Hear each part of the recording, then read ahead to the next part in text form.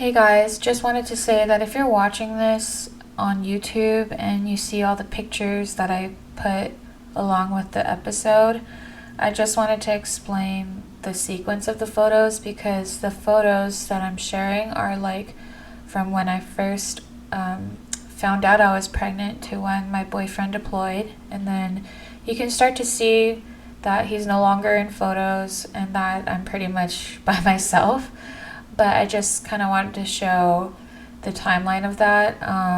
It was pretty much, I think, when I was 4 months or 5 months, either 4 to 5 months when he deployed. So the rest of my pregnancy was pretty much alone, literally. But the first 3 to 4 months or 5 months, I think it was the 3 to 4 months. He was present and he was there as much as he could be. And then obviously being deployed, he was as much as he could be there for me. So I don't want to make it sound like he was never there for me. He has always been there for me as much as he could, as much as, work and the military would let him. So yeah, I just wanted to put it out there that his inability to be present is not his fault, and that he's tried so hard to be as present as possible and be there for me. And yeah, so I just wanted to say that. Welcome to the Woman Warrior Tribe podcast. My name is Serena.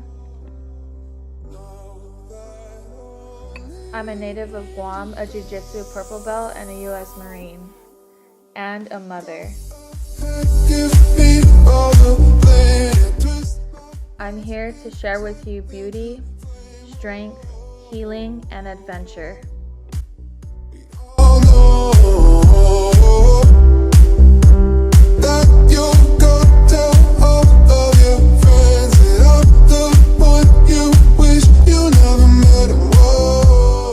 Through my story and the stories of other beautiful women.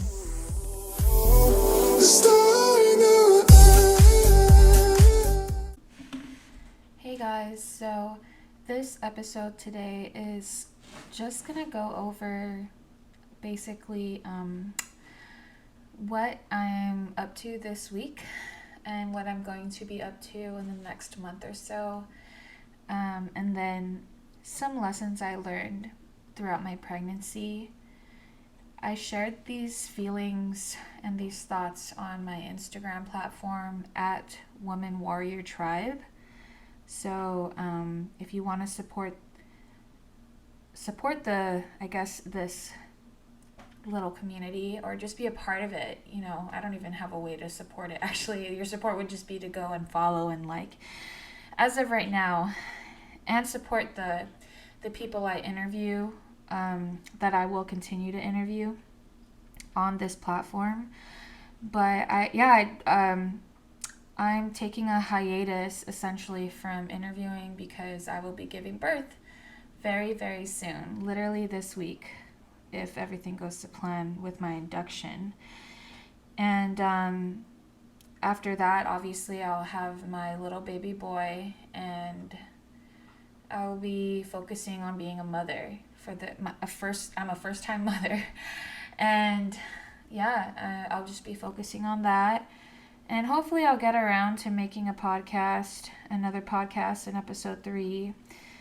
If not, I'll probably just make an Instagram post for the time being. But I have some time to make a little episode today and just go over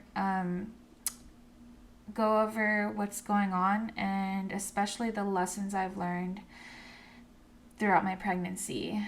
So let's start with the lessons first. I posted this on February 3rd, and I made this type of text post, and it came from the heart, and I made it kind of on the spot because I felt like I needed to get this off my chest, because I was just kind of going through the emotions of being pregnant. And I am the type to kind of wear it on my sleeve if I need to. I feel like I'm that type of person. I feel like that's just how I get through things. I share how I feel. I'm pretty vulnerable, and I also feel like it'll help people, I guess, when they read it and they resonate with it or have empathy or sympathy or they can relate to it. I wanted to share this for mothers, pregnant mothers who are going through what I went through these past several months. So this was a post I made. I called it Lessons I Learned Being Pregnant and Alone. And it sounds kind of negative when I initially read it, but there's much more to that, and it was just the circumstance that put me in this position. So let me get into it. I will just read from the text from this post. When I found out I was pregnant, I was getting ready to go on my second deployment to the Asia Pacific, and my life changed in an instant. All my plans for individual success went out the window. Fear also started to settle in as I realized that my partner would also be deployed during most of my pregnancy and also wouldn't be here for our son's birth. As I have gotten bigger and bigger every month, reality has become more and more apparent. Although I am trying to prepare, I really don't know what I am doing to prepare for this new chapter. But then I realized some important things recently, and I just had to share these lessons. These are the lessons I learned during pregnancy as I started to understand who I needed to become, not just for my baby, but for myself to be happy, confident, and ready to face this new chapter of motherhood. So the first lesson I learned was I am allowed to slow down when I need to. I think in this day and age, in this modern society of being a female, there's so much pressure to constantly be like moving, being, keeping busy, keep working. And I get it because it's not cheap to live in this modern day and age. It's not cheap to especially live in California. And it's just not cheap, I guess. And as well as, with the pressure of looking a certain way, with staying thin or staying fit. I feel like there's also a pressure in society and in social media to be fit now. And even though I am a certified personal trainer, and that's my industry, I think there's definitely there's a lot of pressure to look a certain way in fitness now and to be fit and to post fitness videos. And if you're not posting fitness videos, you're not fit. You know what I'm saying? So especially getting pregnant, that really changed for me because I was always posting fitness videos, and I still do. I still post workouts of, me being pregnant and sharing, little exercises, prenatal exercises here and there. But I really felt the pressure of that. I felt the pressure of needing to show that I was still fit in my pregnancy, which I didn't really care to. Even though I did it, I didn't really want to. And for the most part, I wanted to hula dance because I used to hula dance when I was younger, or cultural dance. So I did a lot of Hawaiian hula and Chamorro dance, which is where I'm from, Guam, which is Chamorro is the native ethnicity of Guam, indigenous ethnicity, I guess you could say. And anyway, those were one of my lessons. So I'm allowed to slow down. I don't need to be fit every single day. I really don't even need to be fit during my pregnancy. I can be active and I can do what's right for my pregnancy to stay healthy, but I don't need to show the world that I'm still lifting weights and that, I'm the strong mother. I am strong whether or not I lift weights during my pregnancy.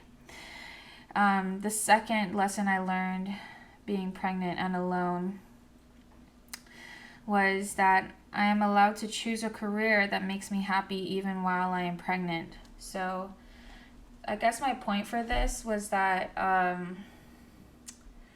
lot of mothers feel pressured to get like a job they don't want because they're pregnant, or a job that they need to settle for or whatever, and, with benefits and stuff. And I totally get that, because that's so necessary to raise a child.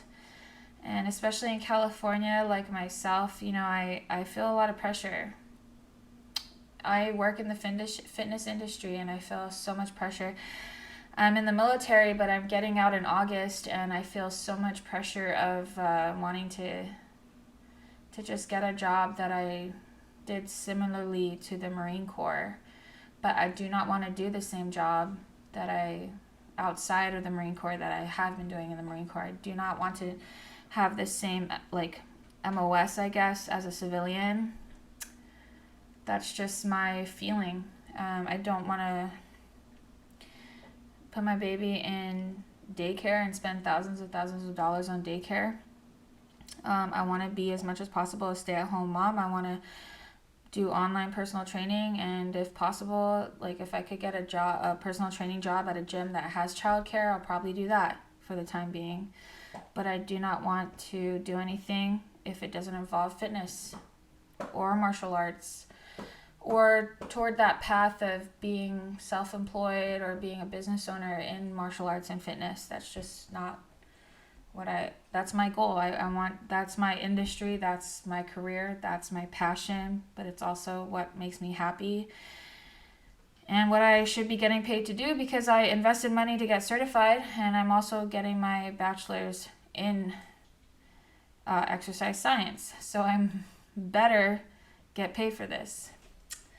The third lesson I learned was I am allowed to eat what I feel like eating. And I think with the fitness and health trends that go on, that are, trending on social media, again, on media, you're seeing keto, you're seeing vegan, you're seeing this and that, you're being told this and that from a doctor, from a YouTuber, from a friend, from somebody that it worked for. You're seeing testimonies, you're seeing, this and that. I think that if you're trying, that's good enough. I feel like if you're trying to be healthy, but sometimes you just really want to eat a Pillsbury crescent roll. I love those things. Or, you really want to just eat Cocoa Puffs or cocoa, cereal, or, whatever. That's literally what I've been doing, and I've been staying active on top of eating semi-healthy, semi-happy, happy and healthy. And I feel great. I passed that gestational diabetes test they had done on me earlier in the pregnancy. And, I just don't think it's necessary to go crazy dieting while you're pregnant. I think you should do what's healthy for you and the baby and your body. You should feed your body because you're feeding your baby. And you shouldn't think too much about it.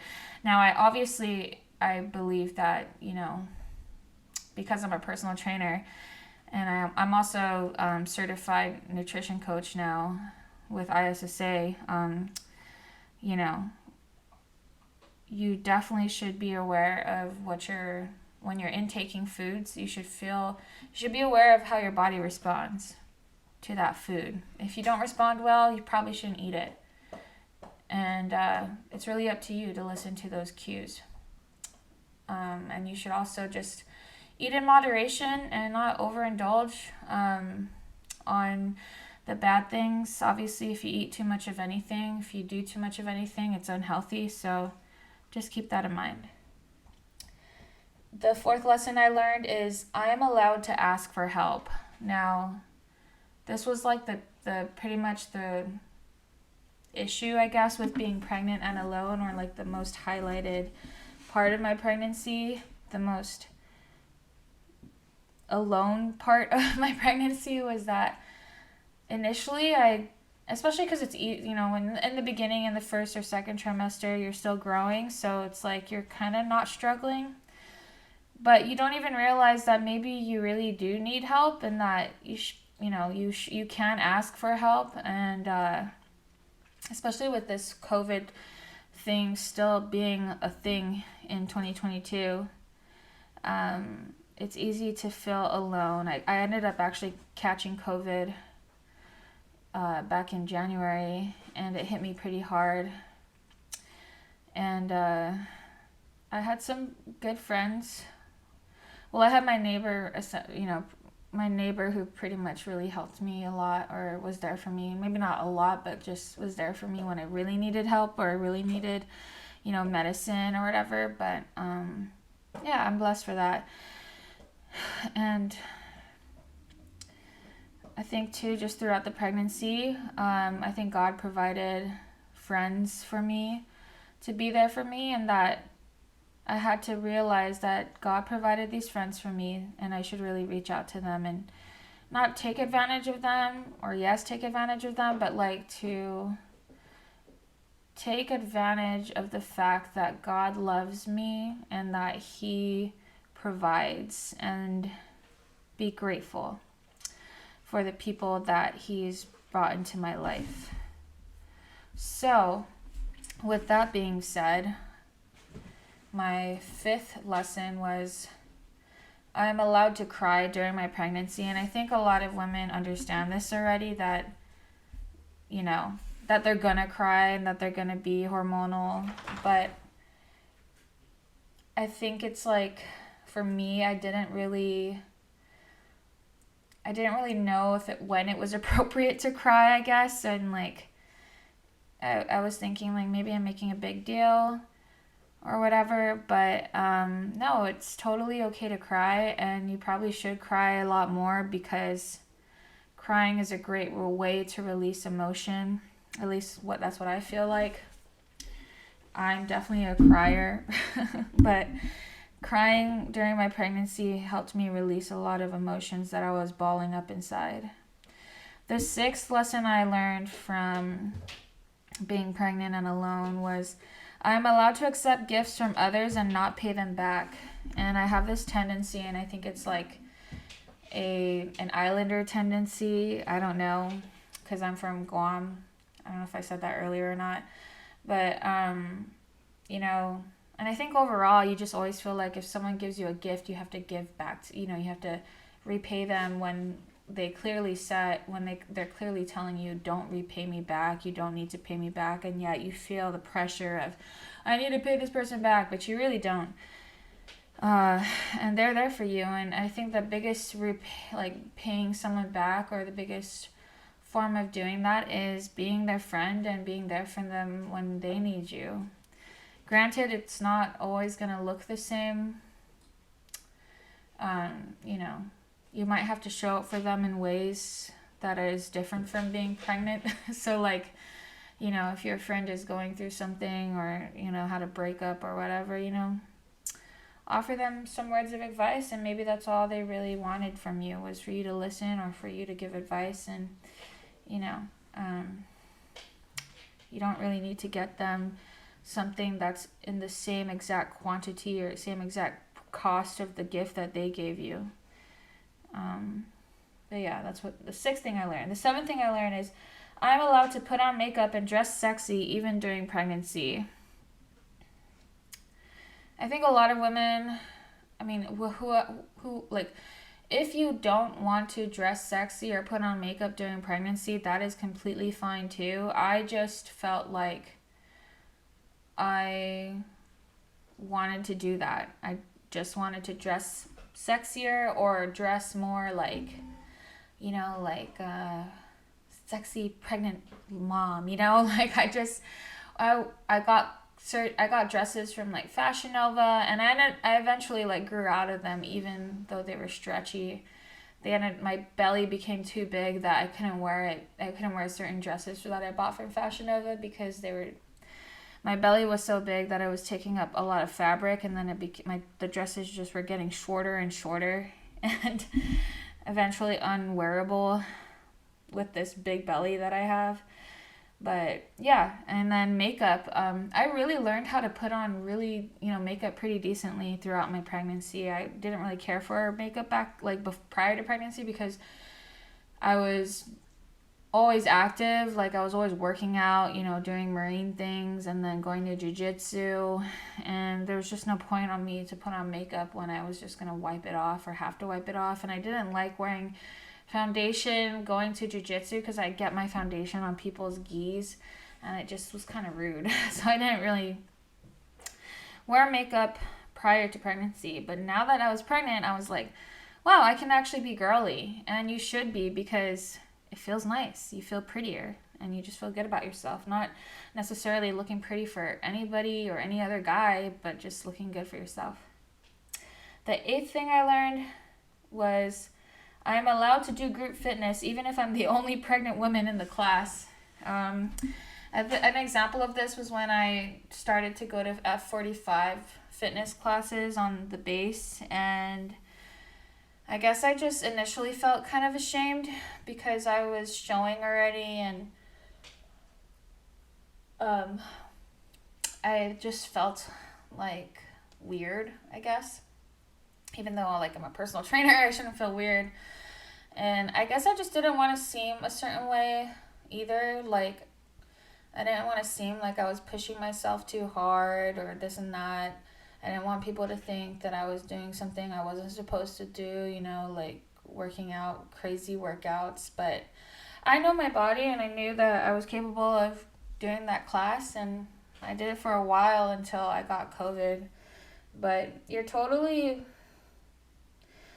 if you're thinking, because I'm pregnant, I need to stay home now, I can't do anything, I can't go out into the sunlight, that's totally not true. You should actually be doing more things so that you're kind of preparing your body for the labor.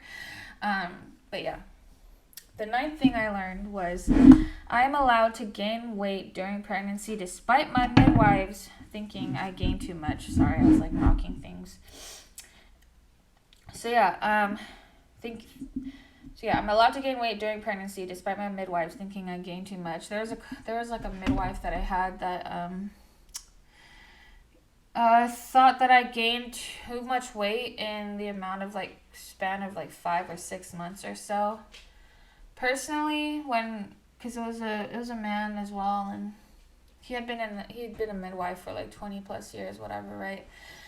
I respect him. I respect the fact that he's been in the industry for so long, but I didn't really feel or think it was a concern because I was still being active. I was eating relatively healthy. I am also a very muscular person, so I think even if I was working out, I was probably still gaining muscle on top of, kind of maintaining, gaining muscle and gaining weight on top of that, along with the baby gain. And also, this was my first pregnancy, and my walking weight, I think, is 145, 150. My walking / competitive weight, which I was doing McMap.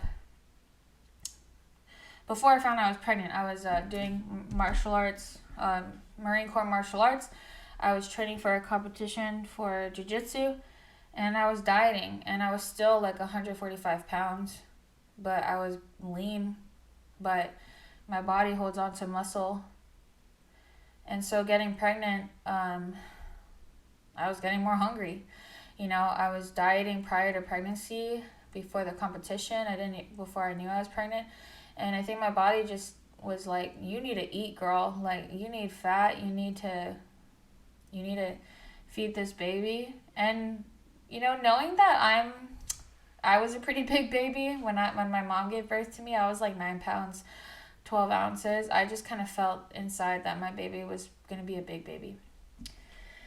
But despite, what other people think, even if they are midwives or healthcare professionals or whatever, you know your body better than anyone.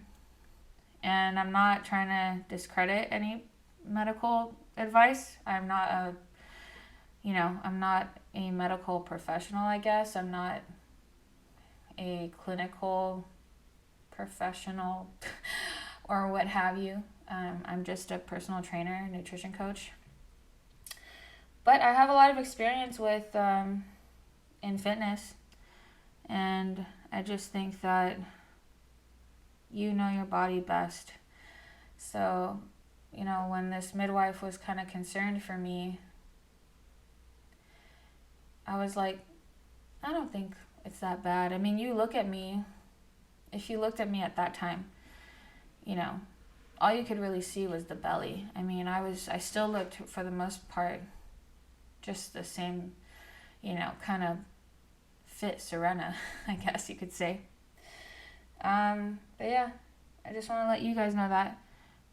But don't think that because you're gonna gain a little weight, think that you can just let yourself go and eat hot Cheetos every single day, or maybe you might, but I'm not.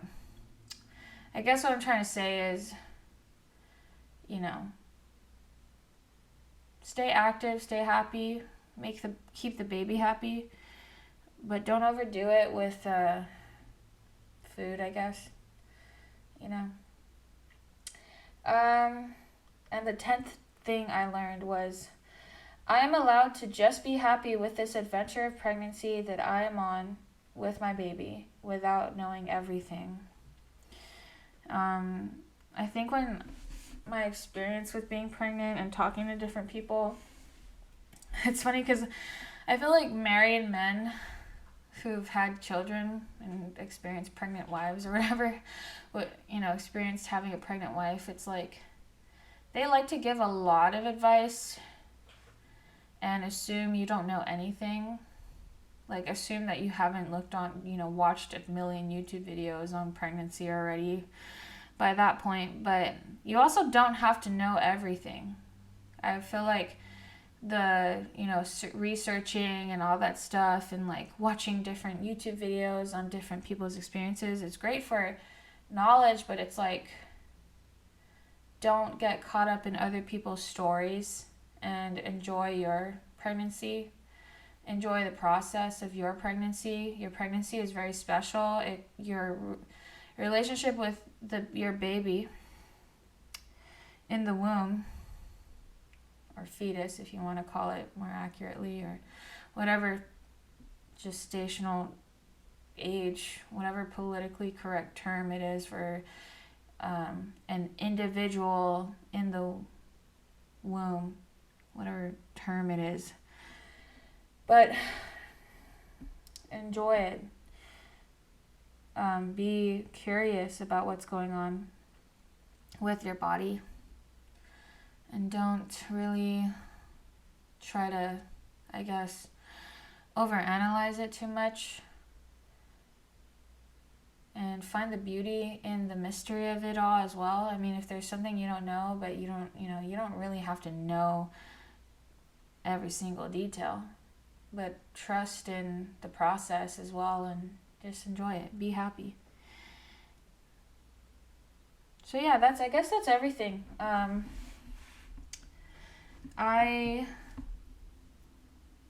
There's definitely more things I learned. Oh, here, I guess I should wrap it up with this last slide I put. Being pregnant and alone was such a negative thought for me in the beginning, and it still isn't the easiest thought to grasp. It still is a painful feeling that my partner isn't with me during this time, and I don't have family to keep me company all the time because my family lives on the other side of the world. However, being pregnant and alone has really taught me to love myself, love my baby, and enjoy this experience. Even if sometimes I feel like it's so weird that I'm pregnant, because sometimes I genuinely forget that I have a baby moving around in my stomach. I'm so excited to meet my son, and I hope these lessons will pick you up on the hard days during your pregnancy, especially if you're also doing it alone. Remember, your baby is still inside you, and you're not really alone. He or she is with you and loves you already for who you are and where you're at. You are both on a journey together, and it's an adventure. So yeah, I hope that you guys enjoyed this. That was mainly what I wanted to talk about, what I wanted to share. So I hope that you guys, if you're pregnant and your partner is deployed or gone, has passed on or left you, I'm sorry. We may not have the same story or way that our partner has been gone, but I hope that you get the help that you need. I hope that you ask for it. I hope that all these lessons that I shared, that you can feel that you're for yourselves and learn for yourselves, and even learn other lessons that I probably haven't learned yet, but that you can probably share with others and help other mothers as well if they're also pregnant and alone. I think we should all just help each other get through times like this. If you liked this, I don't really know about the Spotify. I guess you could rate it on Spotify. I'm probably gonna put this also on YouTube, just like the audio, but put a little like background photo. I don't know. But if you like this on YouTube, comment, subscribe, like it. Let me know what you think. And share your lessons. If you are also struggling with being pregnant and your partner isn't present, share your tips. And maybe I'll do a part 2. So thank you guys for being on this journey with me. Go to the Women Warrior Tribe Instagram at Women Warrior Tribe. Watch the other interviews that I got put on IG Live. Those are great interviews. And then also check out the first episode of the podcast on Spotify with my friend Raylene. She talks about grief recovery. That was a great episode. And I'll see you guys next time. I might not post another podcast or another episode until after the birth. So I'll see you guys next time. I love you guys. I wish you positivity. Or what did I say on this caption? I'm actually going to read this other caption too. So I posted a photo of me with my jiu-jitsu gi. Thank you to my photographer friend Alexis Quintana. She is amazing. And yeah, so I put this caption. I'm just going to read it, and then this will be the end of the show today. My next chapter of my woman warrior journey is motherhood. I will be giving birth very soon and taking a hiatus from interviewing. I'm kindly asking for your prayers and love and energy as I may induce in front my labor. Thank you for all your support, but please go give your support to my interviewees and their causes, because that is what this platform is about. I have more plans for the future of Women Warrior Tribe and hope you will all continue this journey with me, but most importantly, I hope you all continue to embrace your inner warrior, coming out stronger every day from the struggles of life. Remember to stay kind to yourself, to others, and find ways to give back to those who are in need so as to not get consumed in the darkness.